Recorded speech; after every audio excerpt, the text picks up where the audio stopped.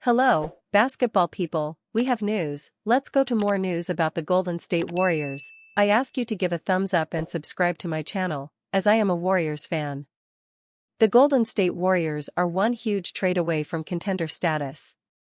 Following a second-round playoff exit at the hands of the Minnesota Timberwolves, Warriors players made it clear that they can still compete in 2025-26 with a Stephen Curry, Jimmy Butler, Draymond Green core.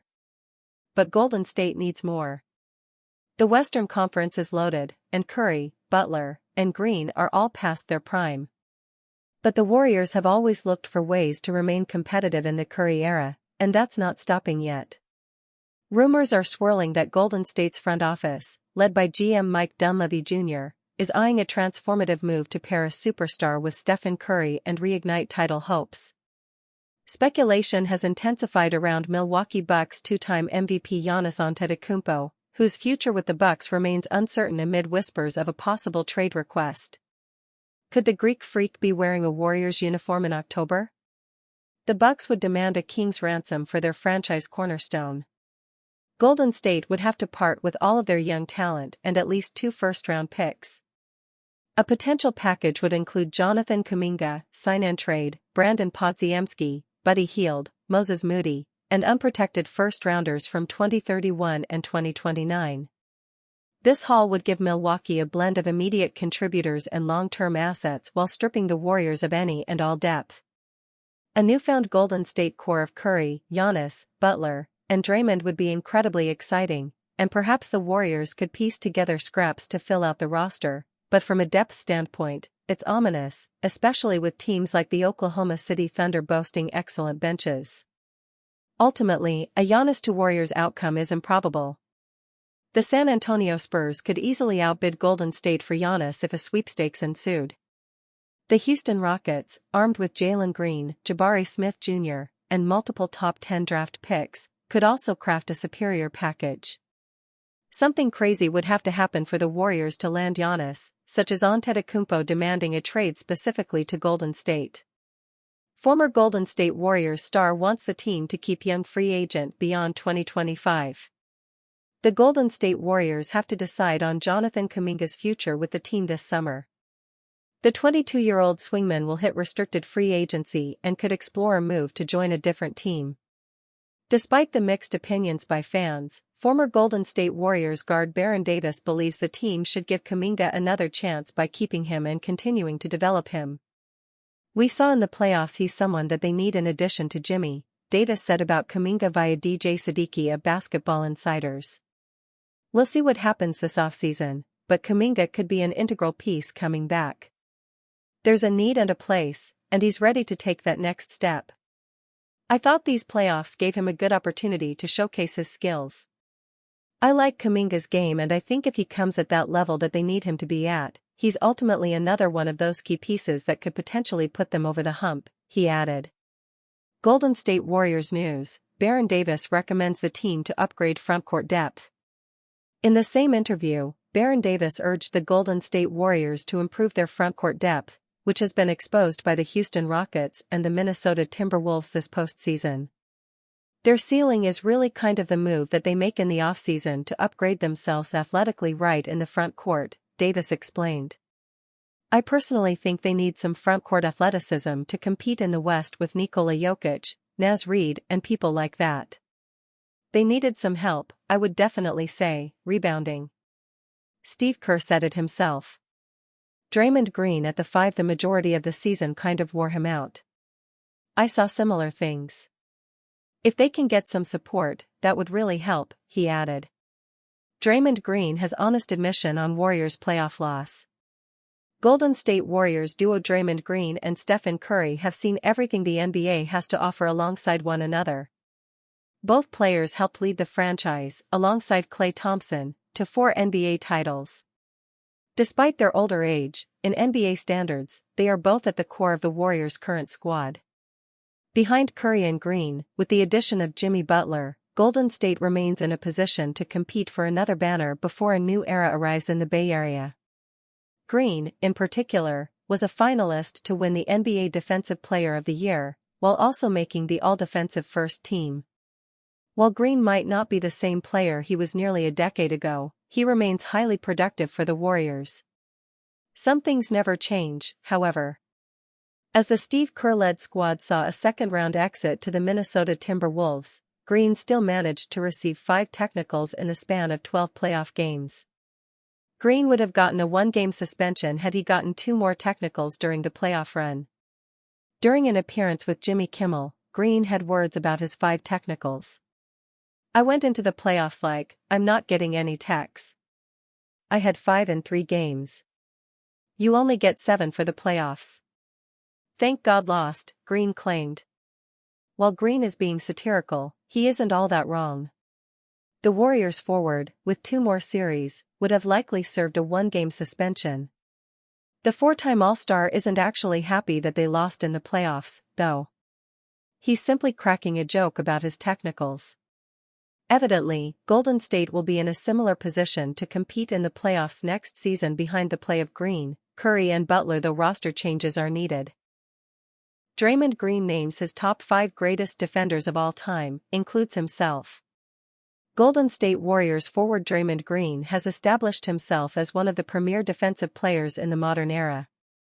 Considering that the title of a great defender is not handed out easily, Green shared his list of the 5 greatest defenders the NBA has ever seen on The Draymond Show. After being asked by a fan to share his opinion along with the order, Green responded by saying, "What you should understand about me is I think I'm number 1 on that list. However, who I would regard as my top 5 defenders of all time, I'd definitely put myself in that list." He continued by naming the other great defenders. Ben Wallace is on that list. In my opinion, Tony Allen is on that list. Tim Duncan is on that list. Also understand, I am not including Wilt, I am not including Bill Russell. I didn't see them play, justified Green. I have the utmost respect for the Pioneers, but I'd be lying to you if I'm like, Bill Russell, Wilt Chamberlain, like I'm just going off stats, and I don't love when people do that. There's an eye test, and I haven't seen enough of their games to say that, so understand I'm not excluding them. The forward then added, and my 5th would go to well, I actually did have the opportunity to see. Very young in my life, but there's more film around him, Hakeem Olajuwon. So my top 5, in no particular order, myself, Tim Duncan, Ben Wallace, Hakeem, and Tony Allen. The league has seen a number of standout defensive players over the years. In this regard, Green's list is also quite comprehensive. Tim Duncan has widely been regarded as one of the most fundamentally sound defensive big men the game has ever seen. On the other end of the spectrum, Ben Wallace was a physically intimidating specimen, making use of his strength and athleticism to shut down the rim. Hakeem Olajuwon was a class apart in this regard. Although undersized, he was immensely adept at using his athleticism to shut down angles.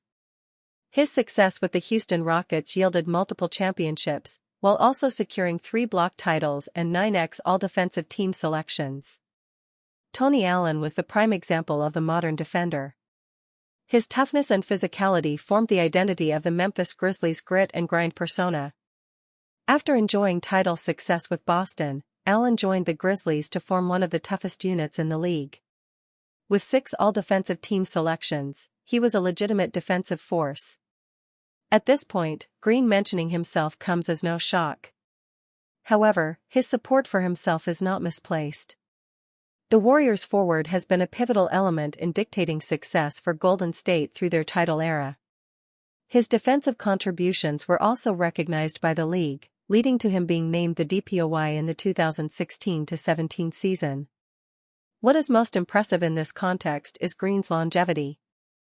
Having earned yet another all-defensive team selection, his 9th thus far, the 35-year-old also finished 3rd in the DPOY race this season. In every sense, Green rightfully sees himself alongside the all-time great defenders in NBA history. Warriors very likely to make head-scratching decision on Jonathan Kuminga.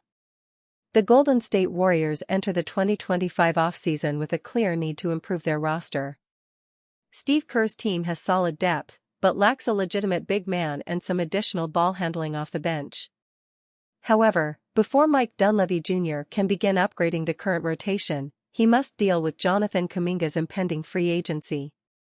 Interestingly, recent reporting has hinted at Kuminga's potential exit from the Bay Area. After all, he's struggled to earn a sustainable spot in the rotation and has been overlooked in big games. Yet, according to Warriors insider Monty Poole, the franchise is now very likely to keep the former lottery pick beyond this summer. The scuttlebutt around the NBA is that the Warriors will very likely find a way to hang on to JK, Poole said. It doesn't mean he's going to be a long-term answer. They can just move him later. Keeping Kuminga would be a head-scratcher for the Warriors. Steve Kerr recently admitted that he struggled to find a role for the explosive forward in his rotation. "I've been asked to win," Kerr said in a recent episode of the TK Show podcast. "Right now, he's not a guy who I can say that I'm going to play 38 minutes with the roster that we have. Doesn't mean he's not a really good player. Doesn't mean he's not talented. It just means the fit. And with the roster that we have, it's tricky. If Kuminga doesn't have a defined role with the Warriors next season, keeping him around is borderline malpractice. Golden State needs upgrades at other spots on the floor. Just as importantly, Kuminga needs minutes to develop his game. The Warriors risk a player's future over their inability to pick a lane. Other young stars will take note of Kuminga's plight, which could hurt the franchise when looking for cost-controlled undrafted talent in future years. The Warriors should listen if other teams around the league produce viable sign-and-trade offers for Kuminga. The goal is to win a championship. Spending money on a player Kerr doesn't fully trust is nonsensical, especially as re-signing Kuminga could limit the team's flexibility in the free agent and trade market this summer. The Warriors need to have a plan and execute it. Right now, it feels like they're still trying to figure out the best path forward. And for a team with dreams of contending next season, that doesn't bode well. Former Warriors star addresses team's biggest offseason need. If the Golden State Warriors want to bring a championship back to the Bay Area in the 2025-26 season, they will need to fix at least one major part of their roster. That is the opinion of one former Warriors star, at the least. A Stephen Curry injury slowed down a promising start to the 2025 NBA playoffs for the Warriors. After knocking off the second-seeded Houston Rockets in the first round, they could not overcome missing their superstar point guard in round 2. The Minnesota Timberwolves made quick and comfortable work of the Warriors, sending them packing in 5 games. So, how does this team get from that result to hoisting the Larry O'Brien next season? Baron Davis believes that gap will be closed by making the necessary upgrades in the frontcourt. The former Warriors star explained as much in an exclusive interview with DJ Siddiqui. Their ceiling is really kind of the move that they make in the offseason to upgrade themselves athletically right in the front court, Davis told Siddiqui. I personally think they need some frontcourt athleticism to compete in the West with Nikola Jokic, Naz Reid and people like that. The former franchise point guard for the Warriors added, they needed some help, I would definitely say, rebounding. Steve Kerr said it himself. Draymond Green at the 5 the majority of the season kind of wore him out. I saw similar things. If they can get some support, that would really help. The Warriors ranked 11th in the postseason when it comes to rebounds per game, averaging 40.3 a night. That was a noticeable drop-off from the regular season, where they were tied for 5th in the NBA with 45.4. Davis's point is certainly valid. It will be a focal point of the Warriors' offseason to monitor how they address the need.